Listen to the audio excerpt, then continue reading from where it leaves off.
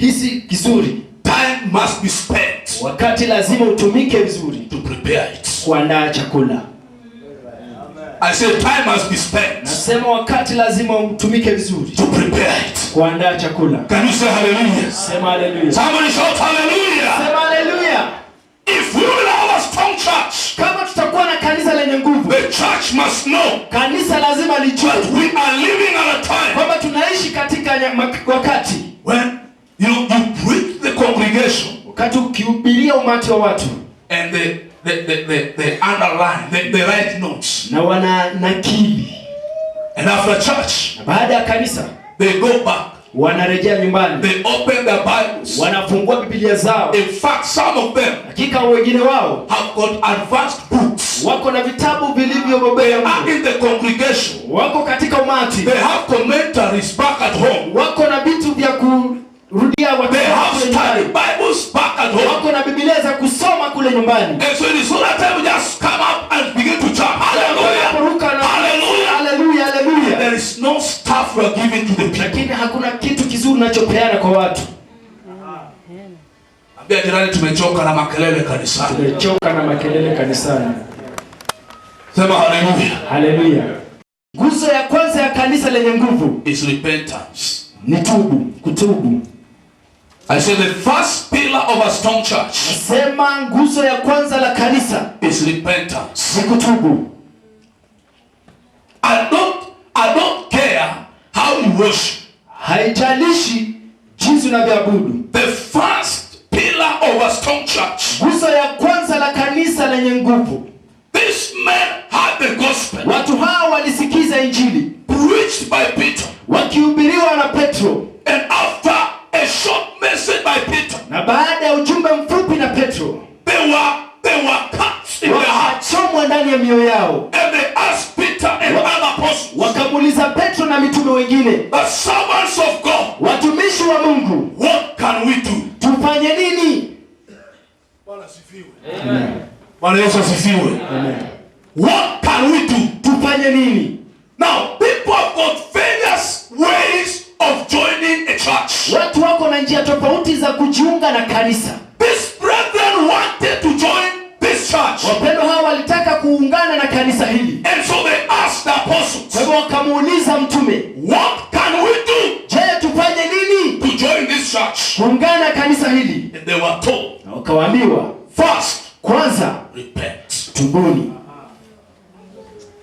Praise the Lord. Wanasifiwe. You must repent. Lazima utubu. So that your sins can be forgiven. Ili dhambi zako zikasamehewe. Now listen somebody. Sikiza mtu. I'm talking about repentance. Na nena kuhusu toba. There is a basic. Lakini kuna msingi. That is a basic requirement. Kuna msingi unahitajika. To have relationship with God. Uwe na uhusiano na Mungu. You can't relate well with God. Hauwezi kuwa sawa na Mungu before you repent. Kabla utubu. Your sins must be forgiven first. Dhambi zako lazima zisamehewe kwanza. For you to join the kingdom of God. Ili ukaungane katika ufalme wa Mungu. I'm not talking about repentance. Sipendi kuhusu toba that has been confused. Ambaye imechanganyikiwa. I'm not talking about that. Sineni kuhusu hiyo. Please get me clear. Nipate vizuri. I know today in Kenya when we talk about repentance. Najua kinena hapa Kenya kuhusu toba. Then people think we are talking about something that somebody has to repent every day in his life. You have to cry and repent. Ya kwamba kuna watu wanadhania kuna kitu ambacho unatubu kila siku, unalia na kutubu. I'm not talking about that. Sineni kuhusu hiyo. Can you say hallelujah? Hallelujah. I said I'm not talking about that. Nasema sineni kuhusu hiyo. I'm talking about the repentance that brings you into the family of God. Lakini nena kuhusu toba ambayo inakuleta katika jamii ya Mungu. Amen. Amen. If today I wrong my brother here. Kama leo nikimkosea ndugu yangu hapa. And come and tell him. Na nije nimwambie. That my brother forgive me for what I did. Kwamba ndugu nisamehe kwa kile nilichotenda. And then he tells me. Alafu ananiambia. Pastor, I've forgiven you. Mchungaji, nimekusamehe. Do I need again to come back tomorrow and ask you to forgive me of the same thing? Je, napata tena nirudi tena nimuombe msamaha na ameshanisamehe? No.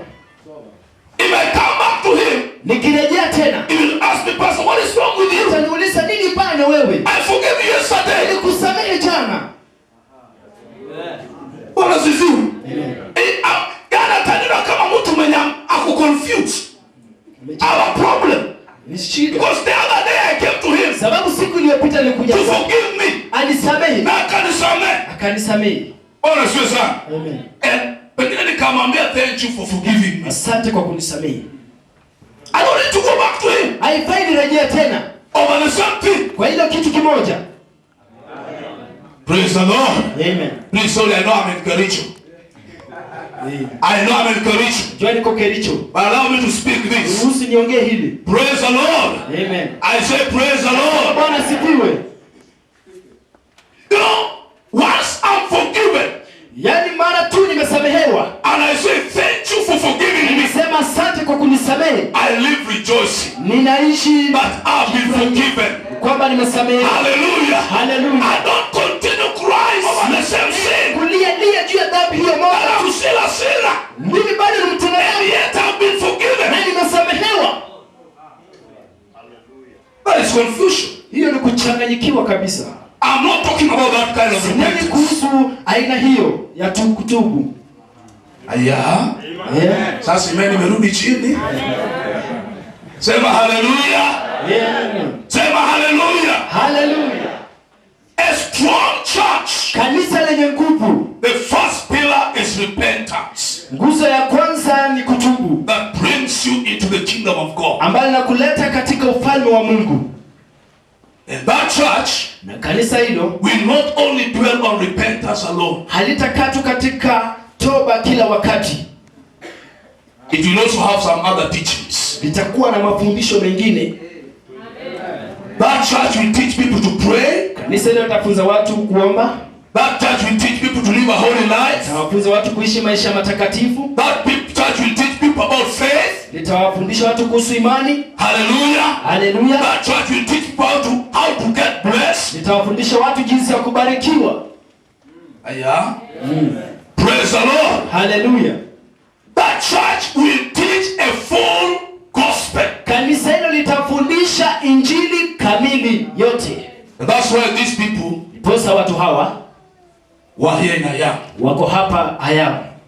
After this, baada hii, we don't expect them hatuwatarajii to preach a half a gospel. Kuhubiri injili nusu. We want them to preach full gospel. Tunataka mhubiri injili kamili. Even though they may not be members of full gospel church. Hata kama wanaweza kuwa sio washiriki wa injili kamili. But we want them to preach full gospel. Lakini mhubiri injili kamili yote. Piga Yesu makofi nzuri. Amen. Sema hallelujah. Hallelujah. Sema hallelujah. Hallelujah. After repentance, baada ya kutubu, something follows. Kitu kingine chafuata. Verse 41. 41. Then those who gladly received his word were baptized, and that day about 3,000 souls were added to them. Nao waliompokea neno lake wakabatizwa, na siku ile wakaongezeka watu wapata 3,000. And they continued steadfastly in the apostles' doctrine and fellowship. Wakawa wakidumu katika fundisho la mitume na katika ushirika na katika kumega mkate. They continued in the apostles' doctrine. Wakaendelea katika mafundisho ya mitume. Somebody say hallelujah. Tusema hallelujah. The Bible says they continued in the apostles' doctrine. Inasema waliendelea katika mafundisho ya mitume. Hello. Hello. Amen. You need to know who are the apostles. Nafaa ujue mitume ni kina nani. I say you need to know who are the apostles. Sema nafaa ujue mitume ni kina nani. So that you continue ili ukaendelee in the apostles' doctrine. Katika mafundisho ya mitume. In this church, kanisani humu, we have an apostle. Tuko na mtume. Apostle Peter. Mtume Petro. Hello. Hello. I say hello. Sema hello. I say hello. Sema hello. You know, people think watu hudhania kwamba that you must have the title of an apostle for you to qualify to be apostle. Ya kwamba lazima uwe na jina kubwa la kuwa mtume ili ukaitwa kuwa mtume. People think that you must become prophet for you to qualified to be a prophet. Watu wanadhani kwamba lazima uitwe nabii ili ukahitimu kuwa nabii. And that's why today they say, kwa sababu wanasema that there is only one prophet in Kenya. kwamba kuna nabii mmoja tu Kenya. In fact, not even in Kenya, in the whole world. Hata sio Kenya, dunia nzima. Bwana asifiwe. Bwana Yesu asifiwe. Amen. I say Bwana Yesu asifiwe. Amen. Because people think, sababu watu hudhania that a prophet ya kwamba nabii must be one, lazima awe mmoja that ambaye ananena speak about kuhusu bad things that will happen, the judgment of God. Ya kwamba mambo mabaya yatatendeka, hukumu ya Mungu. That is the only that is the way prophets behave. Ndio vile manabii kusema na kunena. I stand here as a prophet. Nasimama hapa kama nabii. I say I stand here as a prophet. Sema nasimama kama nabii. I may not prophesy doom today. Siwezi kutoa unabii wa maangamizo leo. But I am a prophet of God. Lakini mimi ni nabii. I say I am a prophet of God. Nabii wa Mungu. Somebody shout hallelujah.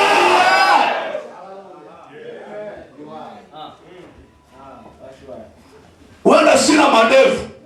Amen. But I'm a prophet. Mimi nabii. Nasema I'm a prophet. Nabii. Sema hallelujah. Hallelujah. Sema hallelujah. Hallelujah.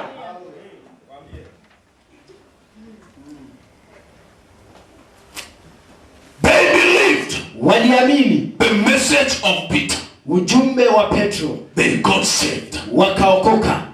Can you say hallelujah? Sema hallelujah. And the Bible says, na Biblia inasema that they joined the church. Kwamba wakaungana na kanisa. And the church. Na kanisa.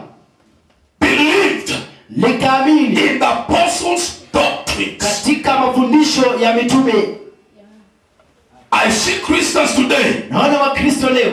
Anytime they hear. Kila wakati wanaposikiza. There is a preacher in the town. Kuna mhubiri katika sehemu fulani. They run there. Wanakimbia huko. Because the preacher is in the town. Sababu mhubiri yuko katika mji. Bwana asifiwe. Hallelujah. When they hear there's a preacher. Wanaposikiza kuna mhubiri.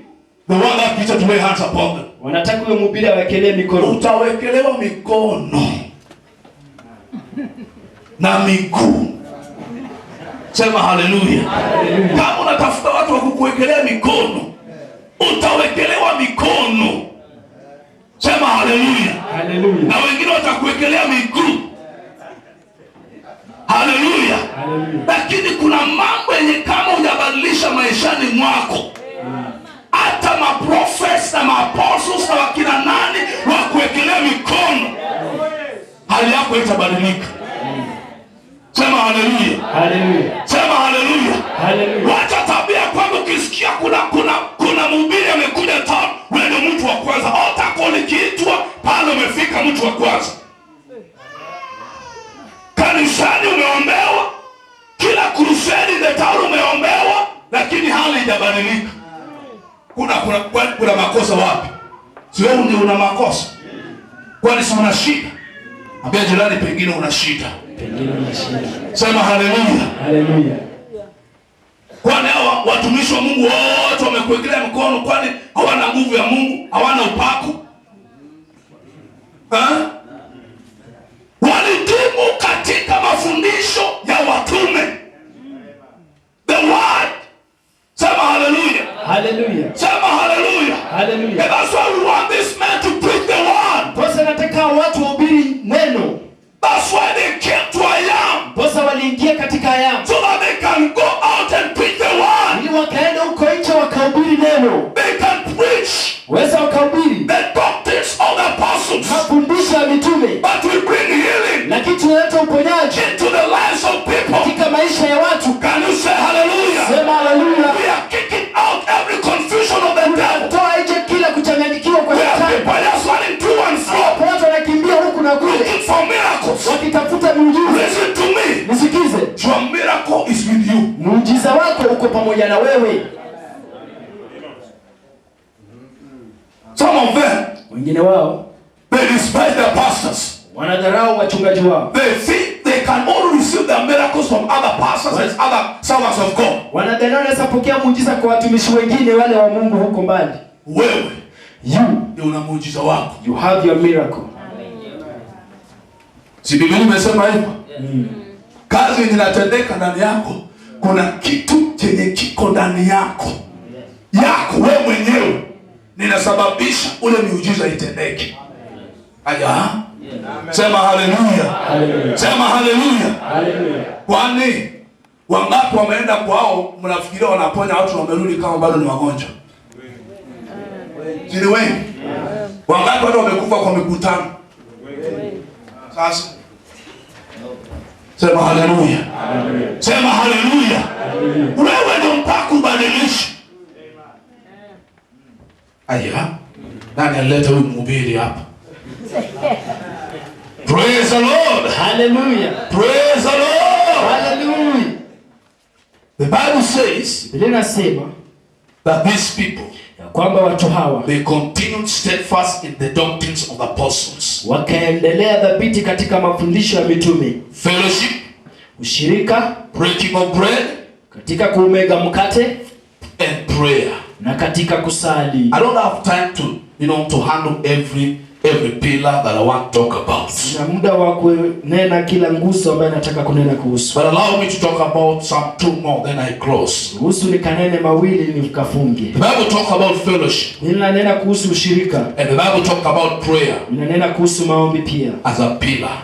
Kama nguzo. Can you say hallelujah? Hallelujah. Can you say hallelujah? Sema hallelujah. Fellowship. Ushirika is very important for a strong church. Sana kwa kanisa lenye nguvu. A church that will be strong. Na kanisa litakalokuwa na nguvu Is a church that fellowship together. Mnashiriki pamoja. A church that prays together. Ambalo linaomba pamoja. And that's why ndiposa these brethren here, wapendwa hawa hapa, look at their lives. Tazama maisha yao. Some of them, wengine wao, I thank God for the testimony I have. So they came here, they are leaving this place totally changed. Wanatoka mahali hapa wamebadilika kamili. I know some of them, their prayer lives have changed. Najua wengine wao maombi yao imebadilika. But there are certain things that they have learned. Kuna vitu ambao wamejifunza. That is going to help them in the ministry. Nenda kuwasaidia katika huduma. The Bible says, Biblia inasema, do not forsake the assembling of the brethren. Msipuuze kujisanyika pamoja kwa wapendwa. Fellowship, ushirika, is very important. Ni muhimu sana. It is a key pillar.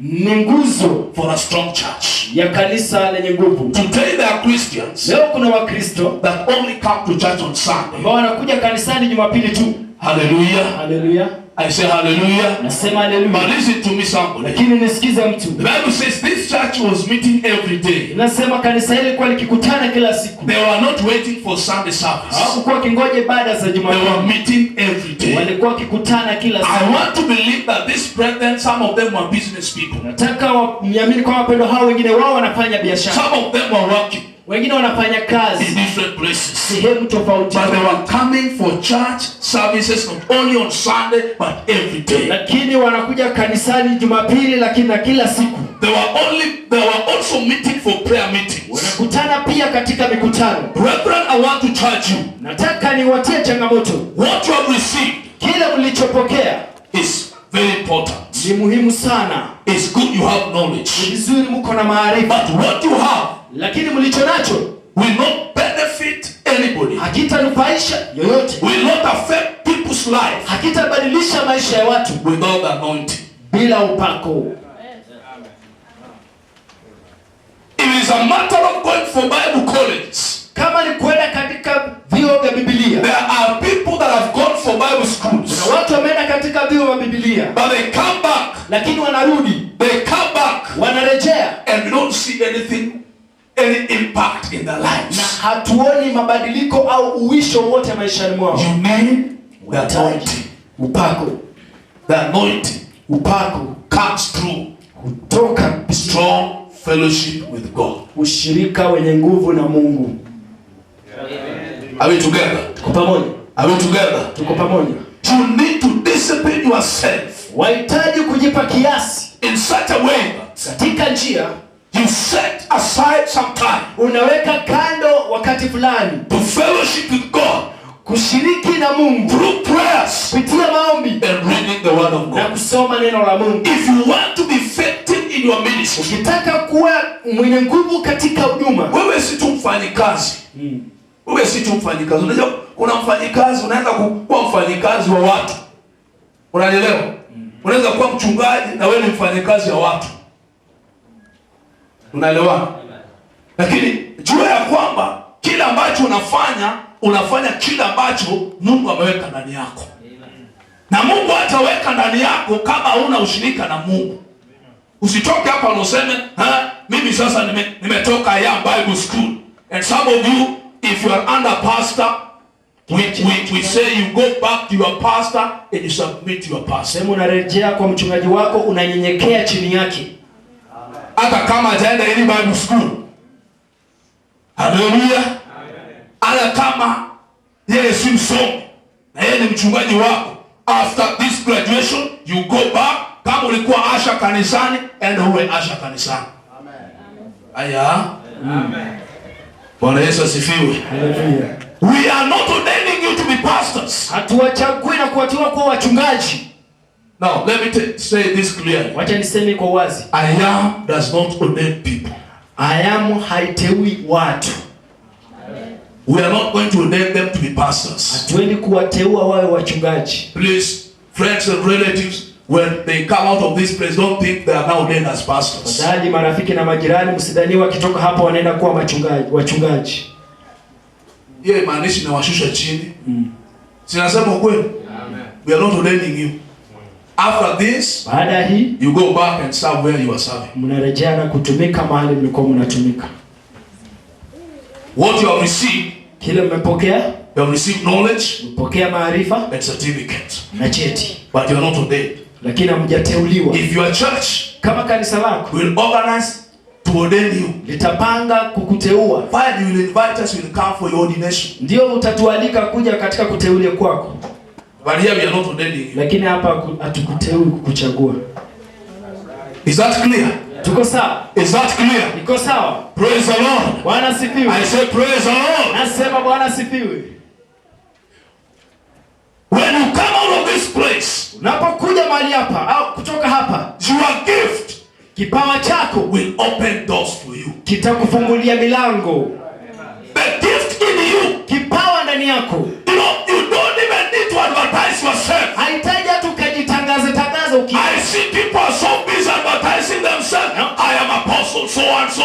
I am prophet so and so. They walk around you advertising themselves. Listen to me. The Bible says your gift will open doors for you. Will introduce you to kings. Kitakuelekeza, kitafungulia milango hata kwa wafalme. Bwana Yesu asifiwe. Hallelujah. Hallelujah. Hallelujah. You will go to a place. Ukienda mahali, you will speak. Utanena under the anointing of God. Chini ya upako wa Mungu. And that gift in you, na kipawa ndani yako, will introduce you. Kitakuelekeza to other great servants of God. Kwa watu wengine wakubwa wa Mungu. And you will be invited in different places. Na utaalikwa sehemu tofauti tofauti. Can you say hallelujah? Sema hallelujah. Somebody shout hallelujah. Sema hallelujah. Somebody shout hallelujah. Sema hallelujah.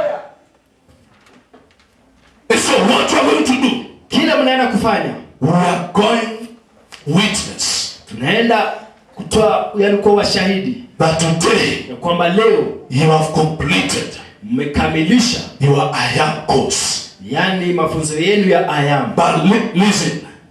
Nasikizeni. It is the beginning. Ni mwanzo of learning. Ya kusoma. There is another school outside there. Kuna shule kingine pale nje. When I came from Bible school, nilipotoka katika chuo cha Biblia, I thought that I know everything. Nikadhania nimejua kila kitu. With the notes na vitabu from the Bible school, kutoka katika shule ya I thought that I know everything. Nikadhania nilijua kila kitu. Bwana sifiwe. Just to learn, kusoma tu, that was the beginning. Lakini ilikuwa ni mwanzo of learning. Ya kusoma zaidi. There's a lot that you are going to learn outside. Kwa hivyo utajua kwamba mnaenda kusoma kule nje. That you didn't learn in school. Kile ambacho kusoma shuleni. The practical part of it. Ile kazi ya asili sasa. Are we together? Tuko pamoja. Are we together? Hallelujah. Putting what you've learned in practice. Mkitumia kile mlichojifunza is another school. Ni shule nyingine. When I went to Siaya, nilipoenda kule Siaya, I went to begin the work of God. Nilienda kuanza kazi ya Mungu. And by God's grace, kwa neema ya Mungu, I began His work. nikaanza kazi yake. Bwana Yesu asifiwe. Bwana Yesu asifiwe. Amen. I was discouraged. Nilikazushika. I was told that in Siaya, nikaambiwa kwamba Siaya kule, in Luoland, Siaya is known as the most feared place, kwamba Siaya inajulikana kama mahali ambapo pana hofu mingi, where witchcraft is being practiced, ambapo wachawi wamejaa huko. And I was told, nikaambiwa that here, hapa you will not make it. Hautaendelea hapa. Bwana Yesu asifiwe. Hallelujah. But I say, nikasema lakini, that I have not just come, kwamba sijakuja tu to try, kujaribu, but the God that has sent me, Mungu ambaye amenituma. Because there were many towns I would go, kwa sababu kulikuwa na mijiji mingi ningeenda, but God spoke to me concerning Siaya. Lakini Mungu akaninenea kuhusu Siaya. You will stand with me. Utasimama pamoja nami. I came to tell you that God will stand with you. Kuja kukuambia kwamba Mungu atasimama pamoja. I say God will stand with you. Nasema Mungu atasimama pamoja nawe. I know we are living at a time, najua tunaishi katika majira, where every minister wants to connect himself with a mzungu, ambapo kila mhubiri lazima anataka kujiunganisha na mzungu. Don't go out and waste your time in the internet. Usiende kuharibu muda wako katika mitandao looking for wazungu, ukitafuta mzungu, wazungu. I say don't go and begin to waste your time in the internet. Nasema usiende kuharibu muda wako katika mtandao. Mzungu can die. Mzungu anaweza kufa. I say mzungu can die. Sema mzungu anaweza kufa. But God will never die. Lakini Mungu hatakufa. Hallelujah. Hallelujah. Trust in him. Mtumaini. Look unto him. Mtazamie. You know what I was told. Nilichofunzwa. I'm winding up. Nakamilisha. When I joined a school of ministry, nilipoingia shule ya huduma, the man of God, Bishop Lai, came. The first day he came to class. Mtumishi wa Mungu Lai akaja katika darasa. And he said, akasema, if you know, kama unajua that you've not been called by God, ya kwamba haujaitwa na Mungu, if your bishop brought you here, kama askofu wako amekuleta hapa to this Bible school, katika shule hii ya huduma, but you have not heard from God, lakini haujasikia kutoka kwa Mungu, go take your money. chukua pesa yako na urudi. That's what he told us. Ndio kile alituambia. Bwana sifiwe sana. Hallelujah. But if you know God has called you, lakini ukijua Mungu amekuita to serve him in full-time ministry, umtumikie katika huduma kamilifu, then you are at the right place. kwa hiyo uko pahali pazuri.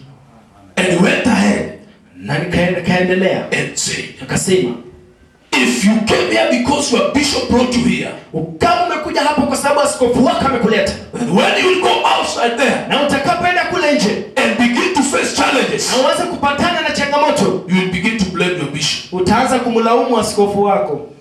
You will say, oh, bishop amenileta hapa, mimi nateseka hapa, yeye anasikia vizuri, anaendelea vizuri, mimi nateseka hapa, hata nalala njaa na watoto. So you will begin to blame your bishop. Utaanza kumlaumu askofu wako. But if God, lakini kama ni Mungu call you, amekuita, wherever he will take you, popote atakupeleka, he will take care of you. Atakuchunga vizuri sawa sawa.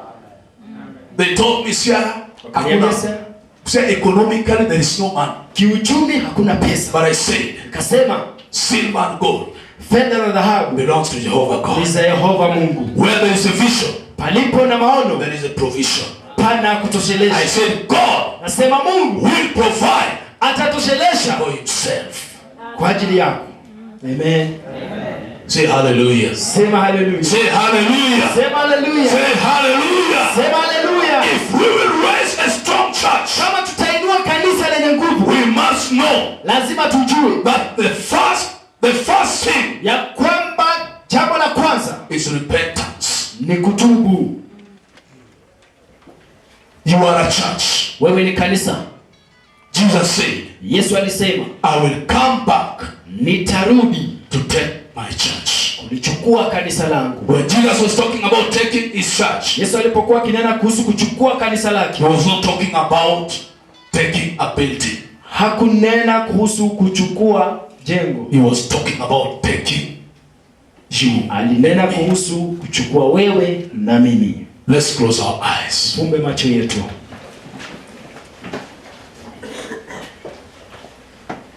Heavenly Father, Baba wa mbinguni, we are grateful tunashukuru this afternoon mchana wa leo because we came here. sababu tulikuja hapa. You planned it Ulipanga before we came. kabla tukaja. Father, we are so grateful Baba, tunashukuru sana that you have spoken to us. kwamba umetunenea.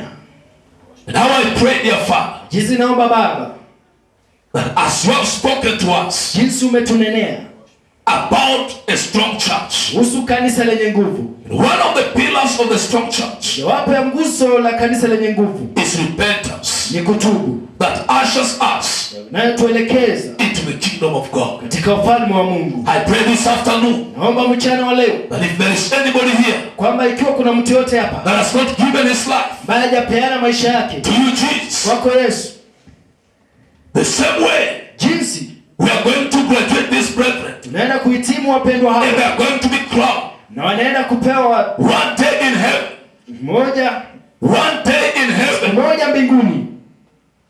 We will come before you Tutakuja mbele zako to give account kupeana hesabu about our lives, kuhusu maisha yetu, about the decision we made kuhusu chaguo tulichochagua while we were still here. tulipokuwa hapa. I pray, dear Father, Naomba Baba, let there be a conviction kuwe na ule wisho upon our hearts juu ya mioyo yetu that if there is anybody kwamba ikiwa kuna yote that has not given his life na hajapeana maisha yake in this house, katika ibada hii, I pray, God, naomba Mungu that you convict him ukambadilishe Bwana, in the name of Jesus. katika jina la Yesu. As we close our eyes, Kufumba macho yetu, the same way we are going to graduate this brethren, tunaenda kuhitimisha wapendwa hawa. I see the same picture in heaven. Naona taswira hiyo mbinguni. We'll be called upon one by one, Taitwa moja kwa moja, one by one. moja kwa moja. We will not go before God as a church. Tutaenda kama kanisa mbele za Mungu. We will not go before God as a family, Tutaenda mbele za Mungu kama jamii, but we will go before God lakini tutaenda mbele za Mungu as an individual. kama mtu That's binafsi. the same way we are going to call this brethren as an individual. Jinsi tunavyoenda kuita wapendwa hawa kwa binafsi, We will also go before our God. ndivyo tutaenda mbele za Mungu. If you are here and you have not given your life to Jesus, Kama uko hapa na haujapeana maisha yako kwa Yesu, before we graduate this brethren, kabla tuhitimishe wapendwa hawa, we want to graduate you tunataka kuhitimisha into the kingdom of God. katika ufalme wa We Mungu. want to give you an opportunity Nataka kukupa nafasi to come ukuje into the family katika jamii of God. ya Mungu.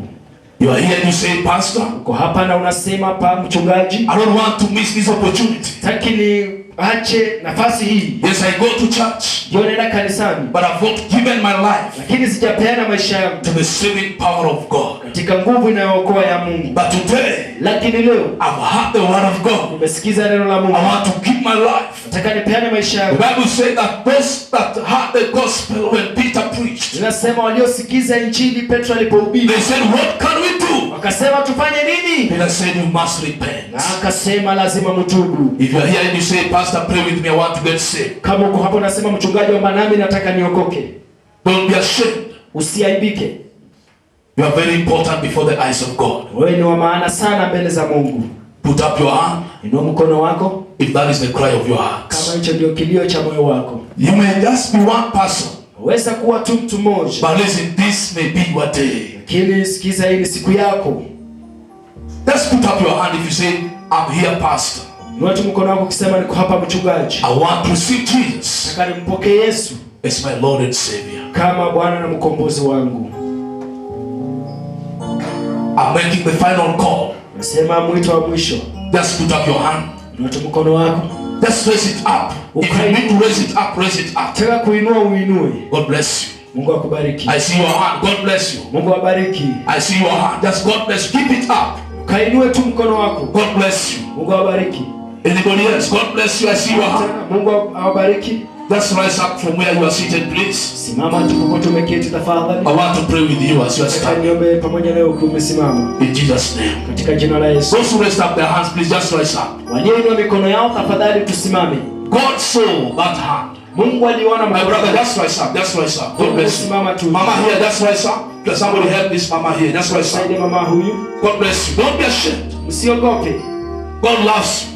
Mungu God anakubariki. bless you, my sister there. Yangu Mungu akubariki pale. This young man, you raised up your hand. Kijana mdogo alinua mkono. Rise up. God bless you. Asante, Mungu akubariki. Amen. Amen. Let's close your eyes where you are. Fumba macho yako popote ulipo. Father, in the name of Jesus. Baba, kwa jina la Yesu. Thank you for this brethren. Asante kwa wapendwa hawa.